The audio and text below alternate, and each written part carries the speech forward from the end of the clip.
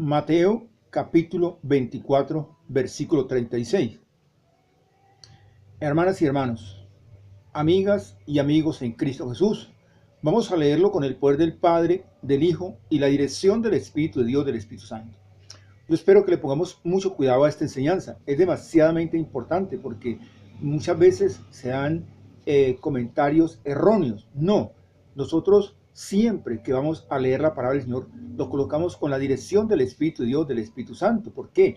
Porque la palabra es clara y nos dice en el Evangelio de Mateo, capítulo 10, versículo 20, dice: no sois vosotros los que habláis, es el Espíritu de vuestro Padre que habla en vosotros, y así es la palabra que sale de vuestros labios. No volverá vacía, sino que hará lo que Él quiere y será prosperada en todo lo que Él le ha enviado.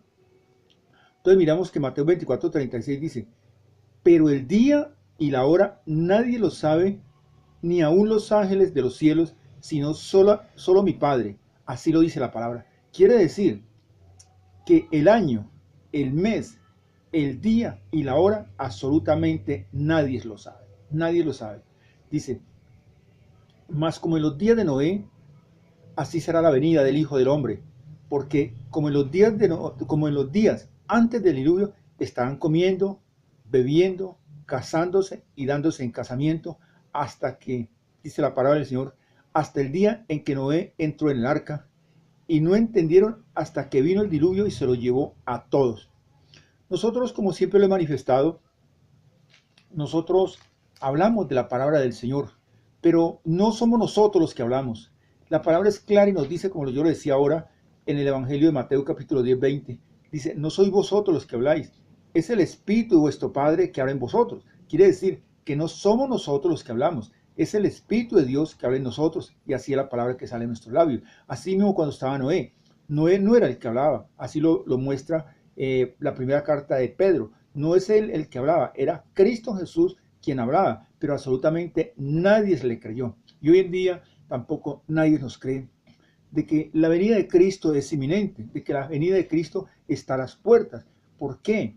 Porque la palabra del Señor ya se ha revelado. Que no se ha cumplido es otra cosa. Por eso dice, al principio veíamos, pero el día y la hora nadie lo sabe. Entonces nosotros miramos, por ejemplo, en el Evangelio de Mateo, también allí mismo en el capítulo 13, versículo 11, dice: él respondiendo les dijo: porque a vosotros os he dado saber los misterios del reino de los cielos, mas a ellos no les he dado. ¿Por qué dice Dios en su palabra y dice esto? Que él respondiendo les dijo: porque a vosotros os he dado saber los misterios del reino de los cielos, mas a ellos no les he dado. Muy sencillo, porque si nosotros miramos en la primera carta de los Corintios capítulo 2 versículo 14, dice que para el mundo esto es locura. ¿Por qué? Porque ellos no pueden entender estas cosas, ya que se debe discernir espiritualmente.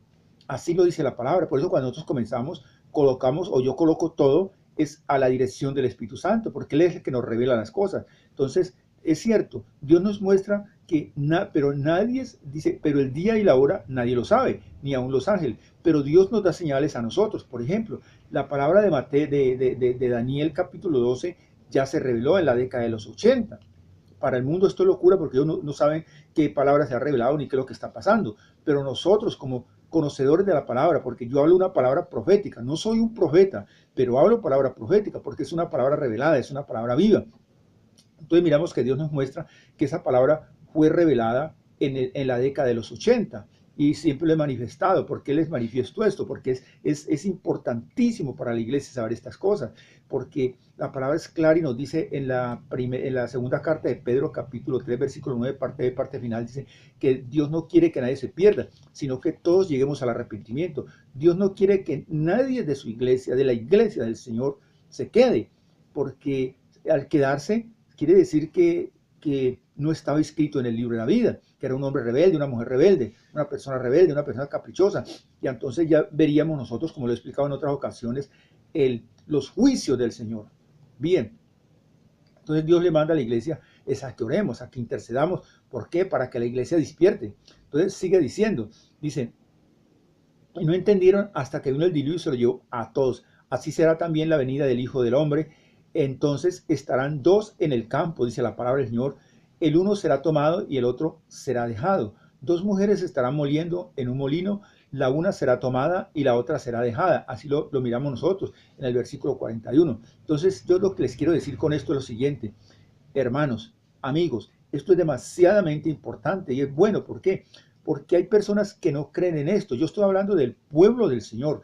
No creen en esta palabra, porque dicen de que no es necesario que nosotros como iglesia sepamos las cosas de lo que es la tribulación o la gran tribulación, o sí, todas estas cosas. ¿Por qué? Porque ya la iglesia no estará, es cierto, no estará, pero Dios deja esto escrito para que nosotros nos demos cuenta, para que la iglesia no se quede. ¿Por qué? Porque tenemos que ser hombres y mujeres realmente temerosos. Entonces, no deje que este pasaje lo confunda, hermano y hermana, amigo, amiga. No dejes que este pasaje te confunda, como ha sucedido con otras personas. Entonces, nosotros debemos de observar que la primera frase dice, pero el día y la hora nadie lo sabe.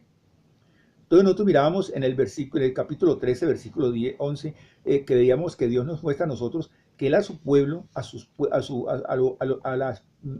esos hombres escogidos, Dios sí les da la revelación de los misterios del reino de los cielos, que son muy escasos, pero Dios sí nos da y nos muestra. Por eso yo hablo de la venida de Cristo, hablo de la tribulación, de la gran tribulación, hablo del anticristo. Yo he enseñado y lo he mostrado a través de este canal, quién es el Papa, quién es el anticristo, quién es el 666, quién es el falso profeta. Yo he enseñado todas esas cosas. ¿Por qué? Porque Dios nos las ha revelado y la iglesia no cree. ¿Por qué? Porque son caprichosos, porque son rebeldes y por eso se quedarán, porque eso es pecado.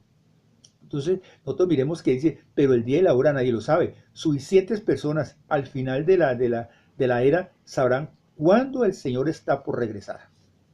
Sí, porque en el instante que Cristo llega por la iglesia, como lo dice en la segunda carta a los tesalonicenses, capítulo 2, versículo 9, dice, inicuo, cuyo avenimiento es por obra de Satanás. Se está refiriendo que es creación del mismo diablo, demonio, no reprenda, como lo he manifestado. Él ya fue vencido hace más de 2000 años. Él está bajo los pies de Cristo y a los pies de la iglesia. Mucha gente no le gusta hablar de estas cosas, no sé por qué será, no podemos murmurar, no podemos juzgar, pero yo sí tengo que hablarlo, porque para eso Dios nos ha dado un ministerio, nos ha dado un don, y es de llevar el mensaje como hombres y mujeres. Cuando abrimos nuestro corazón a Cristo, lo aceptamos, nos convertimos en esos misioneros, en esos hombres y mujeres que llevaremos la palabra al mundo, a la nación. ¿Y cómo lo vamos a llevar? Pues la cosa más fácil hoy en día, a través de las redes sociales, porque nosotros miramos en el capítulo 12 de Daniel, versículo 4, parte B, parte final, dice, y la ciencia aumentará. Se está refiriendo cuando la palabra se reveló y la ciencia se ha aumentado y Dios nos coloca todo en nuestras manos. ¿Por qué?